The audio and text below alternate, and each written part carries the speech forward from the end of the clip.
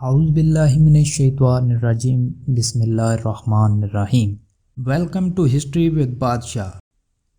امید کرتا ہوں کہ آپ سب خیریت سے ہوں گے۔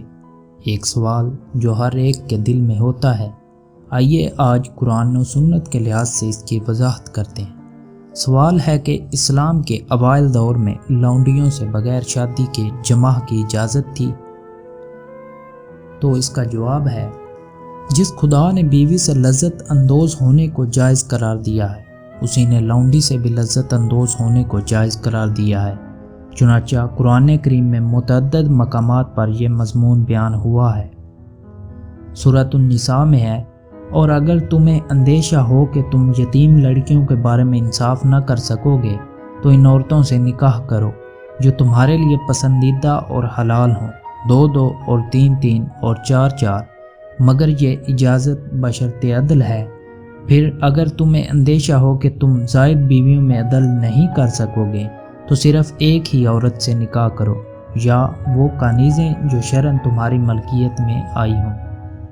سورۃ النساء میں ایک اور جگہ ارشاد باری تعالیٰ ہوتا ہے، اور تم میں سے جو کوئی استطاعت نہ رکھتا ہو کہ آزاد مسلمان عورتوں سے نکاح کر سکے تو ان مسلمان کنیزوں سے نکاح کر لے جو شرعاً تمہاری ملکیت میں ہیں۔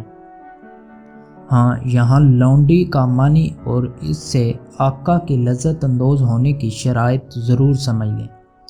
لونڈی غلام اسلام کے دور اول میں یا تو وہ لوگ تھے جن کو صدیوں سے معاشرے کے غالب طبقے نے دبا رکھا تھا اور ان کی باقاعدہ تجارت ہوتی تھی اور منڈی میں قیمت لگتی تھی۔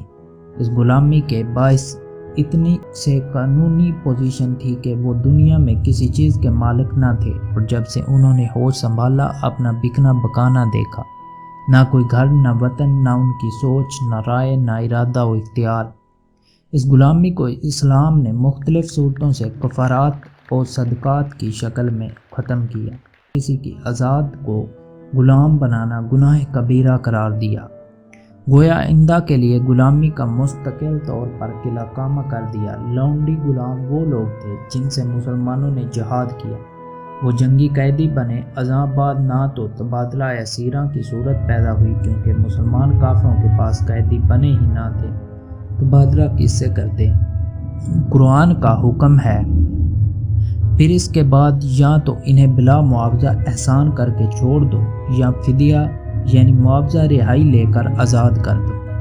مگر کبھی ایسا بھی ہو سکتا ہے کہ جنگی قیدی فدیہ نہ دیں، باہم احسان کر کے چھوڑنا خلاف مصلحت سمجھے کہ وہی لوگ آزاد ہو کر ہمارے لیے خطرہ بن جائیں، یا وہ اپنے دارالحرب میں جانے کے لیے آمادہ ہی نہیں، اب ہم نے ان کو قتل تو کرنا نہیں کہ امان دے چکے ہیں، اب ان کو جان و مال، عزت اور مذہب کا تحفظ دینا ہے۔ فوری طور پر ان کو سر چھپانے کے لیے مکان، پہننے کے لیے لباس، کھانے کے لیے راشن، علاج معالجہ کے لیے دوا اور دیگر ضروریات کو بندوبست کرنا ہے۔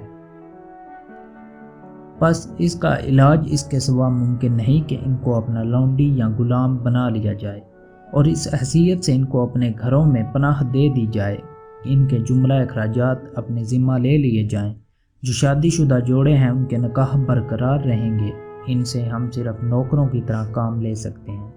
جو بیوہ یا کماری بالغ لڑکیاں یا عورتیں ہیں، ان سے ہر وہ شخص جس کے حصے میں وہ آئیں متمتع ہو سکتا ہے، اور چاہے تو مناسب موقع پر ان کو آزاد کر کے اجر عظیم کا حقدار بن جائے۔ دونوں صورتوں میں اصل مقصود ان کا تحفظ ہے اور ان کو در بدر کی ٹھوکروں، فقر و فاقہ اور دیگر پریشانیوں سے آزاد کرنا ہے۔ ان غلاموں کے بارے میں ارشاد رسالت مآب ہے۔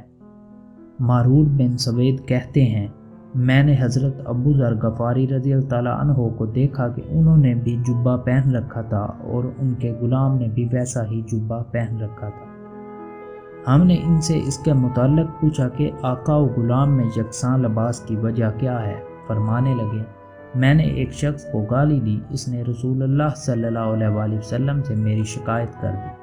رسول اللہ صلی اللہ علیہ وآلہ وسلم سے میری شکایت کر دی۔ رسول اللہ صلی اللہ علیہ وسلم نے فرمایا، ایرتا بما، تو نے اسے ماں کا آر دلایا۔ پھر فرمایا، صحیح بخاری میں موجود ہے، بے شک تمہارے بھائی تمہارے خدمت گزار ہیں جن کو اللہ نے تمہارا زبردست کر دیا۔ جس کا بھائی اس کے زیر دست ہو تو اس کو وہی کھانا کھلائے جو خود کھاتا ہے، اور وہی لباس پہنائے جیسے خود پہنتا ہے، اور ان کی طاقت سے زیادہ ان کو تکلیف نہ دو۔ پھر اگر ان کو ان کی طاقت سے زیادہ کی تکلیف دو تو خود بھی ان کی مدد کرو۔